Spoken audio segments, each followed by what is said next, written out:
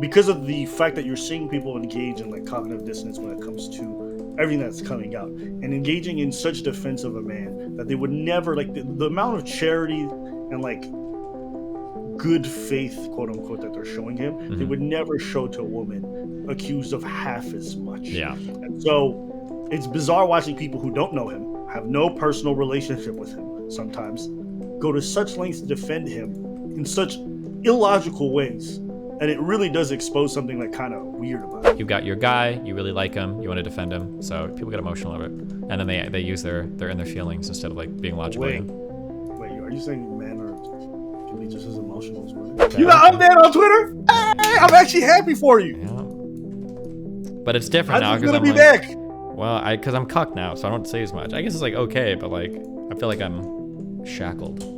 My problem wasn't that he recorded the call. My problem is that he set him up on the call. Yo, Destiny, have you received these emails? And I'm curious how you handle them. I'm receiving emails from women, and like, you know, when you see those articles about people talking about like, yo, Andrew Tate has radicalized my son or my boyfriend and stuff. I'm receiving emails from women sending me like pictures of themselves getting their ass beat by their boyfriend who like listens to Andrew Tate stuff. And I'm not making him I'm not making him responsible or beholden to that.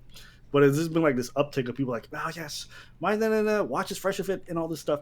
I'm curious, have you received any messages or DMs like that? I have gotten messages from women that talk about how depressing it is that the Andrew Tate stuff is like so popular that, and this is kind of weird, maybe this is just crazy, or maybe it's more popular than I realize, because I always assume stuff on the internet is a little bit more internet maybe than it actually is, even though a lot of it's like in real life. I get a lot of women saying things that like they're paranoid when they're talking to guys, that these guys have been listening to Andrew Tate, that it's gotten to that level of like paranoia. I don't know how many people, I've only had 2 women tell me that. Maybe it's not a widespread thing, maybe it's becoming a widespread thing, like I'm not sure, but yeah. Yeah, I had one girl, she was telling me that they were repeating verbatim a lot of this stuff. Mm-hmm. They were saying like because she's a single mom, she's washed, and that she just should accept whatever he gives her. I was like, wait, people are saying this to people in real life, like after hearing on the podcast? Mm-hmm. And yeah, I just didn't know if you were getting any people who haven't lived experience like that, or if they were just complaining or is depressed by the fact that this stuff is popular. Are you just receiving that kind of talk? No, that they hear it in real life and that they're paranoid that every guy is listening to it and believes it.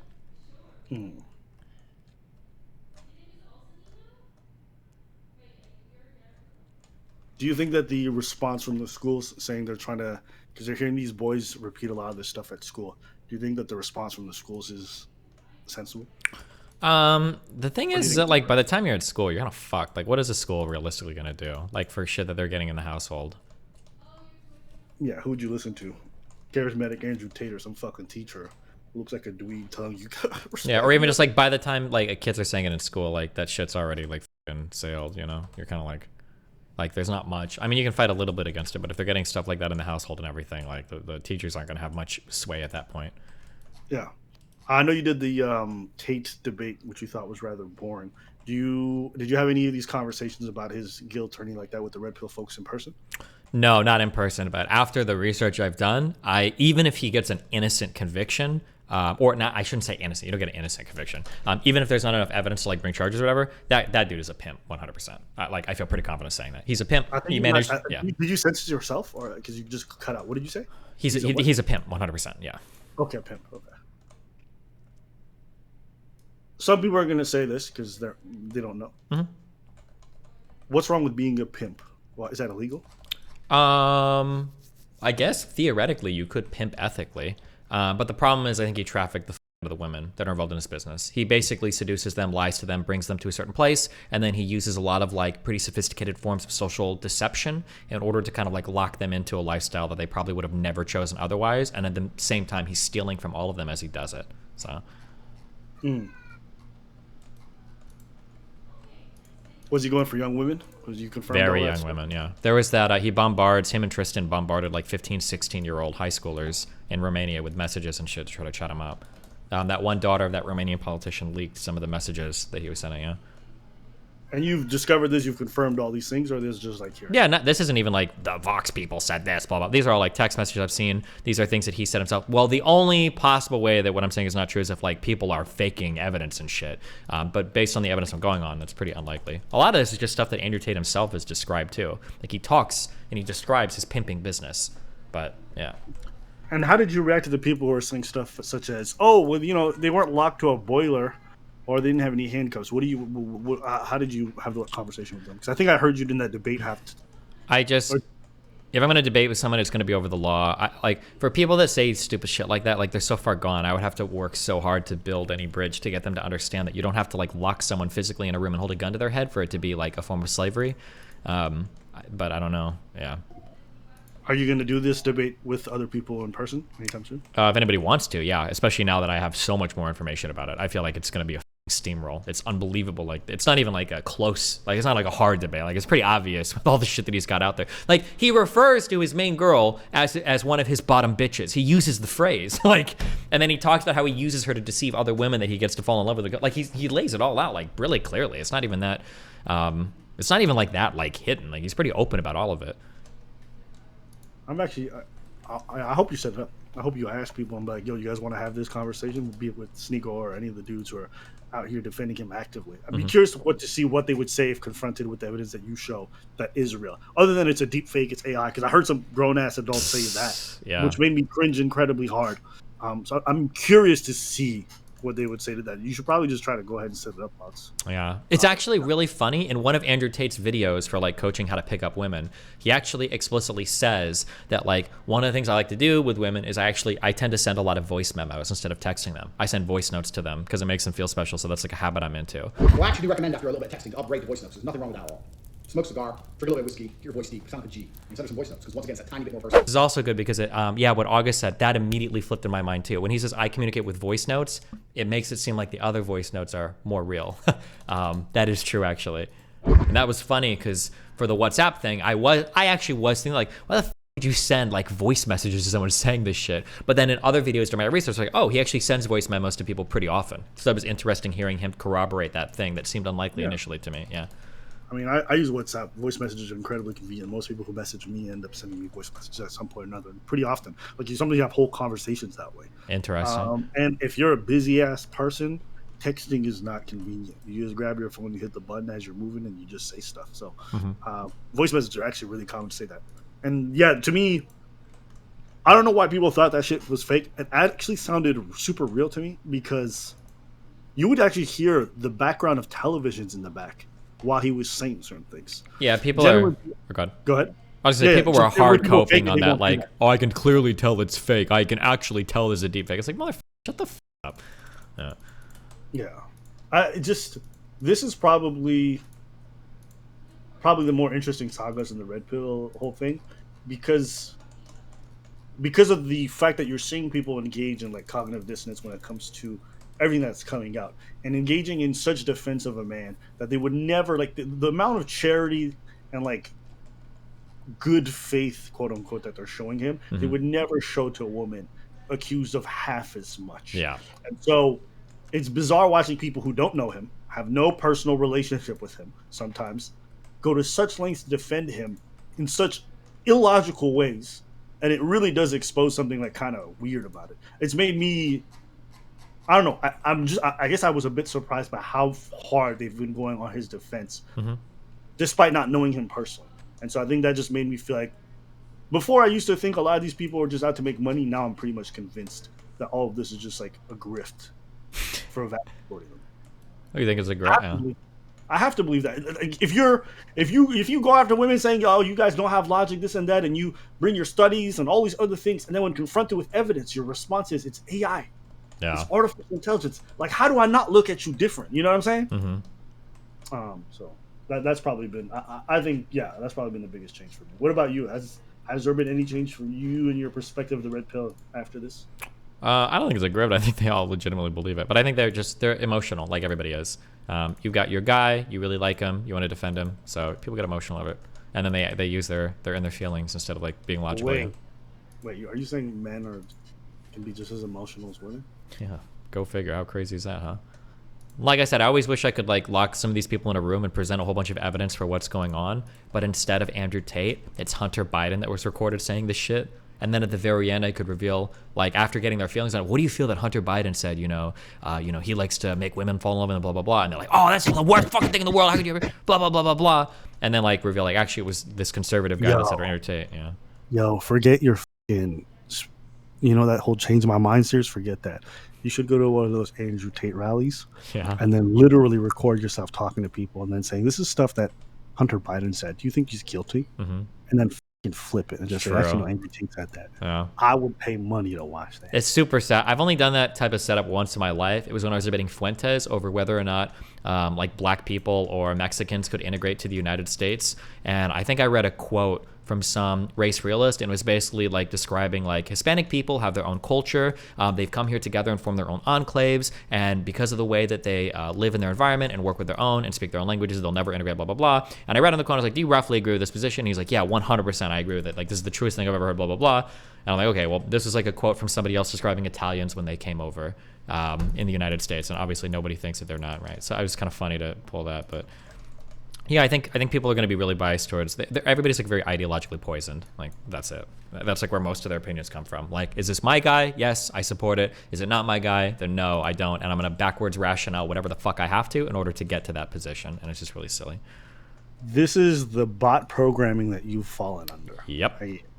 I could see the feminist brainwashing that's lead you to believe that a righteous, God-fearing man would engage in this kind of behavior, and you have to believe that because you believe in Satan. True and based. No. I wish I could do that. Every time I disagree with someone, just call them a bot in feminist program. I want to start saying that. I will say I think he laughed a little because he might have realized it was like really ridiculous what he was saying, but it was funny because Sneeko was like, I think when I was on a stream with Pixie and Aaron, Sneeko was like, I can tell just by this that you probably got the vax, you probably did that, blah, blah, blah, blah, blah, because you're a bot. And as soon as he said that, I was like, okay, well, hold on. I can listen to like 2 things a Red Pillar says, and I can probably guess that they're like pro-Trump, anti-Ukraine war, anti-vaccination, anti-blah, blah, blah. And I read off like 10 positions, and he was like, and he said, well, that's different because those things are all true. but he laughed a little bit when he said, I was like, you realize how dumb you sound, right? That this is like, you are a bot, like just as much in. But I don't know if he laughed because it was awkward or because he realized it was a little ridiculous what he was saying, but like, yeah, that was funny. I've heard people say that before where I'll say like, but don't you believe this, and they're like, yeah, but those are all true. And I was like, yeah, doesn't everybody think that? Yeah, my favorite, I think, was when you were talking to him and Pearly, and they're like, people's personal experiences matter, and like, because enough people believe it, then that's great, and that's the truth. Mm-hmm. That's why you got to talk to people. That's the real data. And you're like, well, what if 10,000 people believed that the Earth was flat? Would you believe it? And it was like a giant pause. And they just never came up with an answer to that. And I thought that was so telling. Yeah. They'll do this whole thing where it's like, oh, this is the popular belief, therefore it's true. And I thought your counter was like very eloquently put. It was like, just because a lot of people believe it doesn't necessarily make it true. Yeah. And then you have to do that. How did you find debating the two of them? Did you enjoy that process? Did you feel like you handedly dismantled a lot of the ideas that they had to the general neutral public? I think Sneako's more fun because he's a bit more honest and conversationally adept. I don't like the Just Pearly thing tactic of being like, oh, I don't know, I'm just asking questions and I don't have any, like, at least Sneako will come full out like, yeah, I believe in the fucking Matrix and that this is happening and this is blah blah blah. It's like, okay, cool. But whereas Just Pearl will do this like really obnoxious, like, I don't know, I'm just asking, I don't have any strong opinions on this at all, and here's a really pointed question and statement I'm gonna make about it. Like, that was so fucking irritating. Wasn't she the one who said, yeah, have you ever watched a full Andrew Tate podcast? Oh, yeah, and then she just let it hang, and it's like, did you want to imply anything? She's like, oh, no, I was just asking. I was like, okay. It was so dishonest. I didn't even engage with it. I was like, you're so whatever, dude. Bro, are you just not being charitable to her because she's a woman? True. Uh-oh. Justin Roiland terminated from Rick and Morty. Yikes. Did you follow any of the shit? Sorry, this just got tweeted. What did he do? It's okay, let me Google it while you talk about it. So I'm going to give you the edgy. I think my take is true, but it's a little bit edgy. Abuse charges. Ooh. Wait, what? I didn't hear that. Is that true? Adult Swim cuts ties with Justin Roiland following domestic abuse charges, according to The Hollywood Reporter. Oh, okay. Never mind. I didn't know that. I had no idea about that. 2:13 p.m. I thought that was over all the weird kind of creepy texting he did with like charged with felony domestic abuse in Orange County. Rip. Justin, felony domestic abuse. Bruce is leaving OTK. Rip. OTK does not deserve black people. Jesus. I meant black people don't deserve OTK. Like, hold on, that's how I meant it the other way. Yeah, I don't. Listen, whatever. That's not fucked up. I mean, black people stay away from OTK. Okay, you know what I meant. Okay, you know, I fucked that up.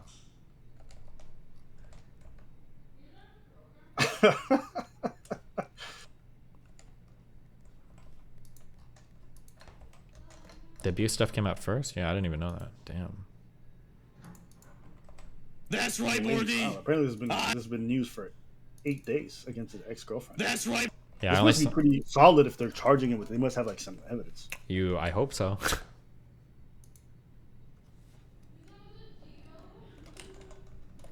The alleged incident occurred in January 2020, and Royden was charged in May of that year.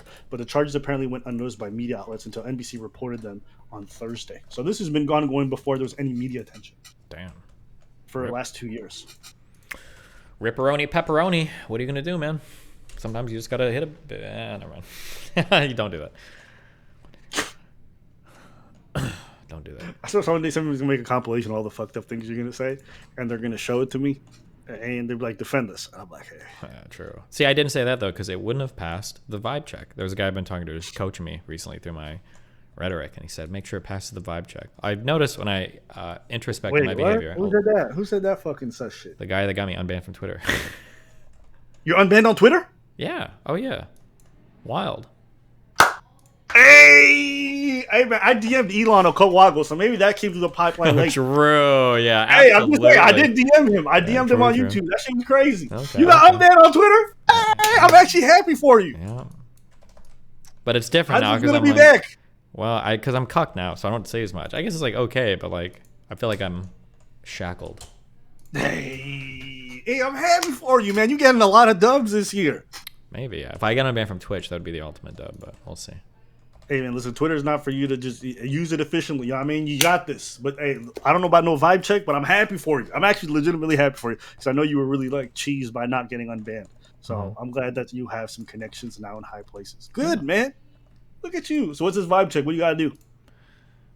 Basically, like, when I go to tweet, I try to imagine, like, what would it be like for, like, a random to describe this tweet to somebody else? Oh, yeah. You definitely going to fail that vibe check. Well, if I fail, I just don't tweet it. So that's... Yeah. Have you been doing that? Yeah, for the most part, yeah. Let me go check your Twitter. I don't believe you. I think the worst I did was I had like 2 tweets where I kind of sort of fought with a couple trans people, but it's over like xenogender shit, so I don't think most people will care. I think for the most part, it's pretty chill.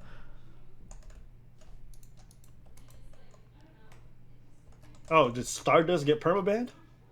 Yeah, but I think she got unbanned, so good for her. She just got unbanned, I think. It's okay. Stardust would have been able to rebuild her 800 following very quickly. Jesus.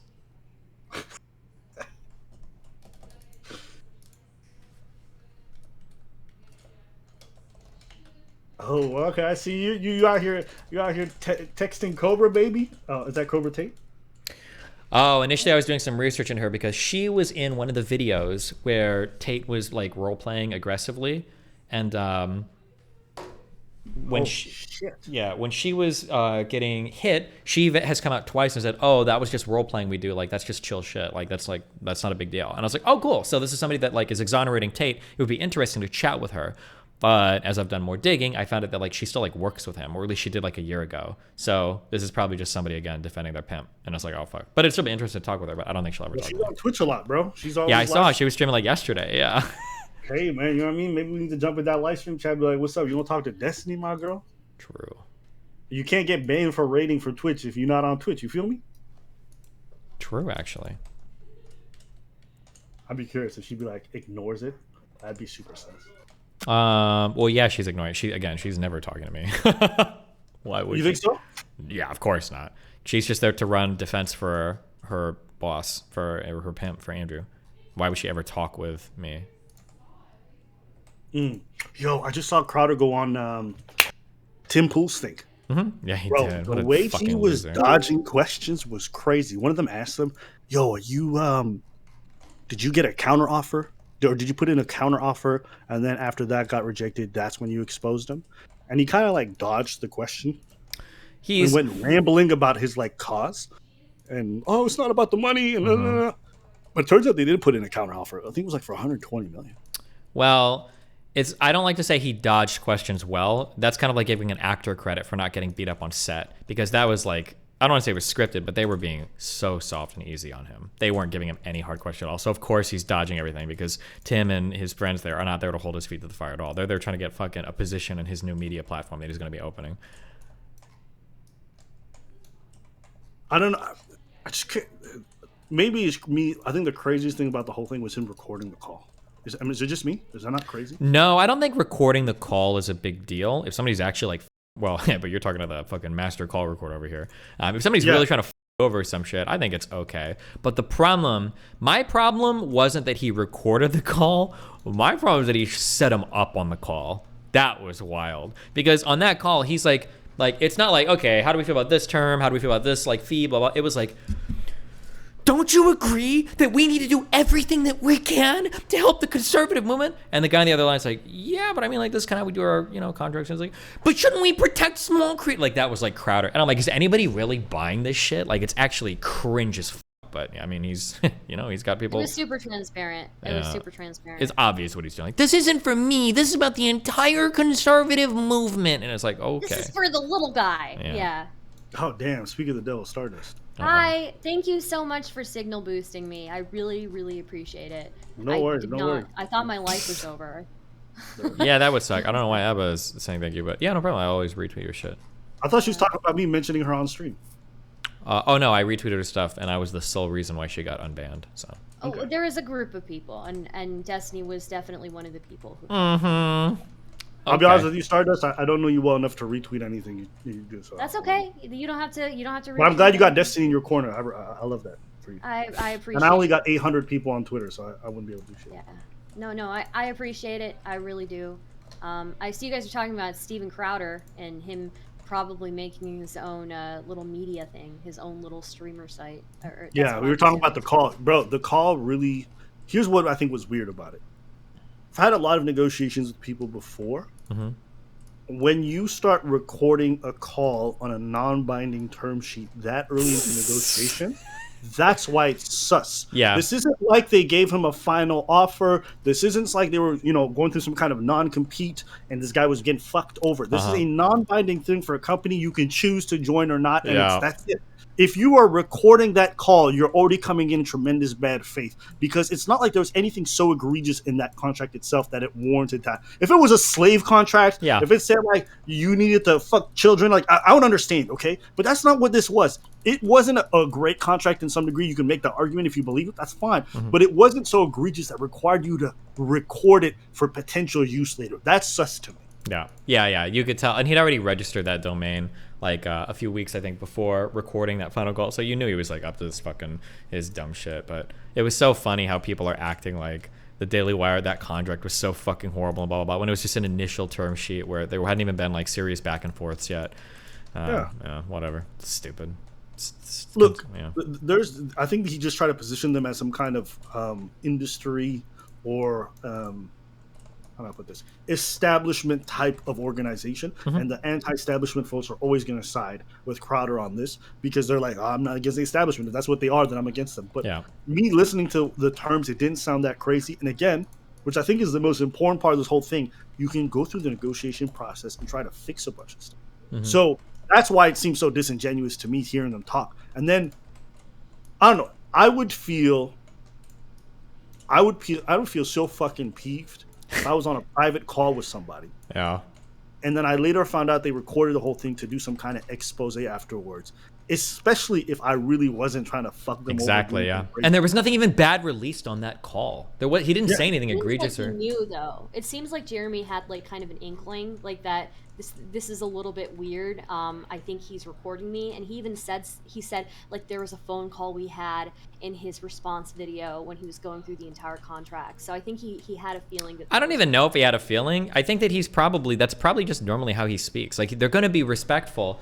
Oh, there's so many like obvious things if you're in industry, and there are so many not obvious things if you're out of it. Like if you're out of it, like here's a general thing that people believe. People generally believe that everybody who's trying to draw a contract up is going to fuck you over and they're going to ruin your life and they want to fucking be hardcore business, blah, blah, blah, blah, blah.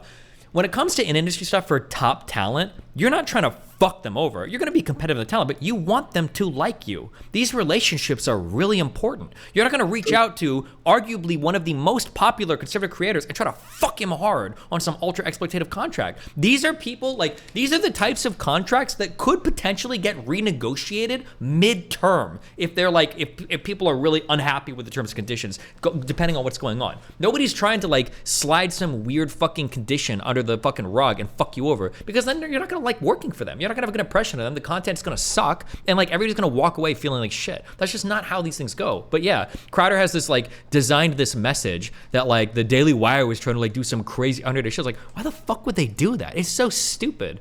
I've seen, okay, so I've worked with companies who've tried to offer me bad contracts in the past, and we just promptly rejected it. Yeah. We don't like this contract. It's not great. And we've talked about industry standards before, but we never mentioned the company in hand. We didn't mention any of this stuff. Like, we just talked about it.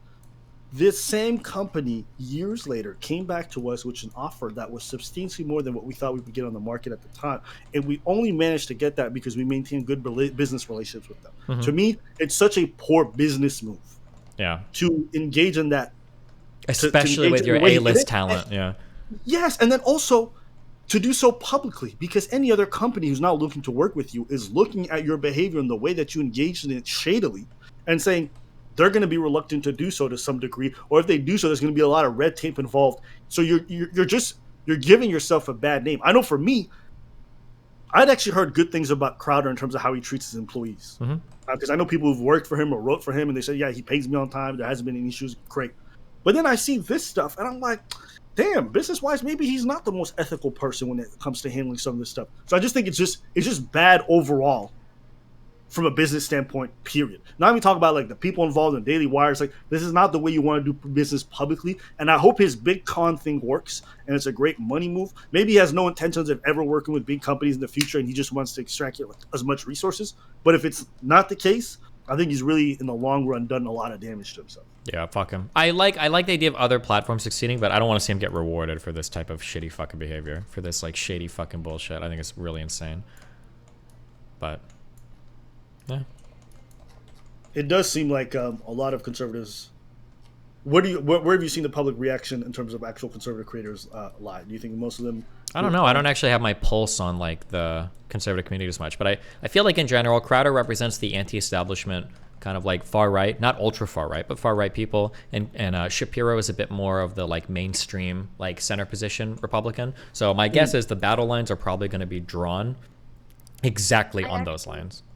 I actually have been really surprised. Just what I've seen on Twitter from conservatives that I follow, and what I've seen in like Twitter Spaces, has generally been pro Crowder, and I'm really, really surprised by it because I thought it was very transparent what he was doing. Well, don't you generally follow like farther right conservatives though?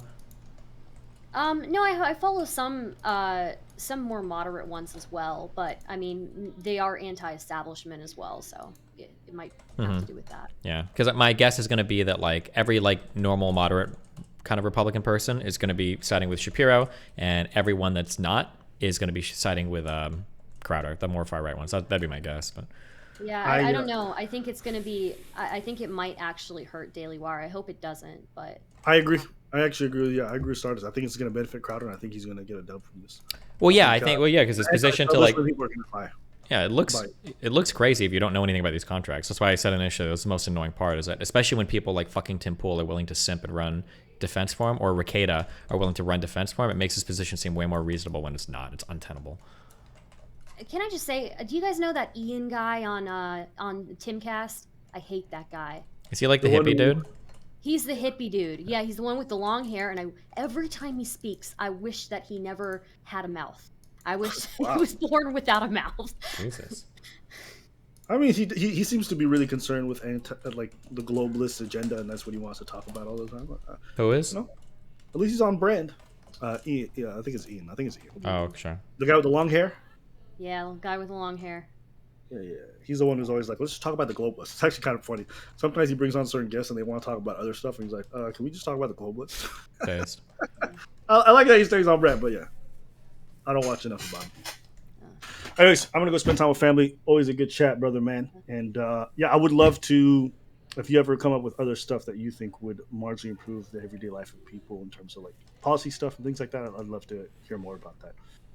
Because I think what you said today was pretty insightful in terms of like the apartment complexes and zoning and things like that. And yeah, I don't know. I just I wish that politically speaking, I wish that other leftists were as loud about everyday issues for people as I see socialists be. Sure. So, No, okay. Yeah. All All right. I love you. Be careful, babe. Yeah. Stardust, welcome back. And Thank you so much. See you. Hi, what's up? Oh, not much. I really came in just to thank you and all of that. I'll get going now. I don't really have much more to say. All right, if you sat Sneeko down and you like drilled him through like a basic philosophy course where he learned about like logical fallacies and stuff, do you think that by the end of it he could identify his own? I don't know. I'm not sure. My suggestion, my thing that would be really fun is a Psych 101 and a Philosophy 101 thing. If somebody, I feel like there's no way anybody could go through those courses with an open mind and come out the other end like trusting in their self and believing everything that they've heard that's like crazy. Like I feel like you have to be more self-critical after those two things. But who knows? Maybe that's just me. Maybe I'm just built different. I don't know. That's my impression too. But I don't know if he would dismiss it as bot ideology. Yeah, who knows? Maybe. Maybe. Okay, that's all I got. Bye. Have a good stream. Be careful. I got a quick one for you. Uh-oh, what's up? Ready? Yeah. So when I keep listening to like Myron and the way he talks about the red pill and stuff, it seems like they kind of want to be slaves to their biological impulses, or they use biological impulses to justify the behaviors. That one, yes. And it doesn't make sense to me as an argument because like what is so unique about humans is that we have a really strong ability to resist those urges and like operate in like the opposite direction for better outcomes. Okay. All the like quote unquote great people in history are people that I think are the furthest from giving into their biological impulses. Like the big one obviously is Jesus, but he's part God, or is God, sorry, 100% God. And then even when we're talking about great men throughout history, like JFK, let's see, like George Washington, Abraham Lincoln, these are all people that like did things that I think you could probably argue go against biological impulse. Like cooler heads will prevail is kind of like a big trend of that one, and I think that's something we admire as a society. Do you think that's like a legitimate line of criticism against like red pill ideology? Is that like we should be giving into biological impulses, we should be fighting them? Maybe a little bit, but I mean, I think they're just going to try to weasel around and say there's some biological impulses we can fight, but there's others that we have to give into. So, like, for instance, like, we might fight the biological impulse to, like, steal from our neighbor, but we're not going to fight the biological impulse to eat food. It's probably right. I think that's good, but I think you, like, even counter that one with, like, we're biologically impulsed to eat lots of sugar, but that's obviously bad for us, right? Mm-hmm. Yeah, I don't Like- know. You could try it against them. I don't know what they'd say.